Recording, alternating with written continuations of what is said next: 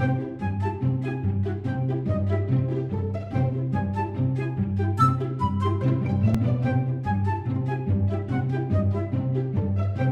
guys, it's Lainey, and today is vlog number 7 or 8, I can't remember, for Camp NaNoWRIMO with my little ginger doodles. Yes, we have been slacking a little bit. We're gonna do all the topics we have planned, so they might come right after another. So today is tips for getting over writer's block. I wrote down 4 tips that I use to help me get over writer's block. It's interesting because while I was at Yale West, the writing panel that we went to, a lot of the authors didn't believe in writer's block, which was like mind-boggling for me, but I believe in it. So I have 4 tips here for you guys that have helped me get over writer's block and maybe will help you get over writer's block. Tip number 1, when I get really stuck on something and I don't want to continue, what I do is I go on my favorite author's social medias or on their website and just look at it. Just read and look and absorb, because whenever I do, I get really like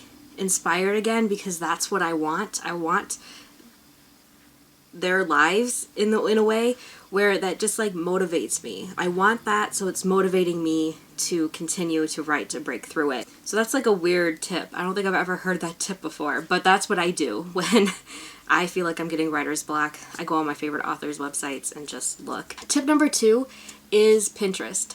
I get inspired so much by the pictures on Pinterest. I do have a Pinterest board for my NaNoWRIMO project. I just always pin things that really inspire me, and sometimes looking through that board will like reignite the motivation and the inspiration for my story so I can continue writing. I think that's a really great way to help get over writer's block, is to look at images that have inspired you previously, and hopefully it'll inspire you again. Tip number 3, sometimes when I'm really like stuck on something, I have to change locations. A lot of the time I write like sitting up in bed. However, sometimes changing location is better. I might go outside and write. I might go down to our living room and write. But I think changing the location of where you're writing can sometimes help you.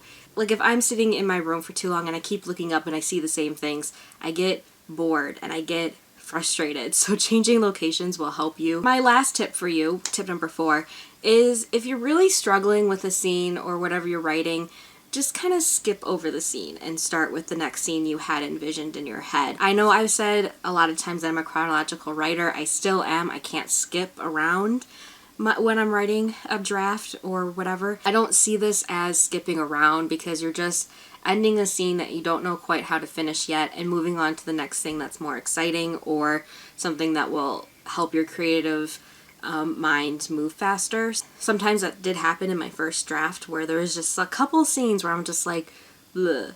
And sometimes I did work through it. Like sometimes I feel like that does help when you just work through it, and after you finish that scene, it's like a weight has lifted off your shoulder and you can move on and you're fine. But sometimes you can't, and I would throw up the brackets and say finish later, and I'd move on to the next scene that was going to take place right after that one. Those are my 4 tips. Sorry I didn't have more. I hope these were somewhat helpful for you. Look forward to another vlog fairly soon, because we are very behind on our schedule.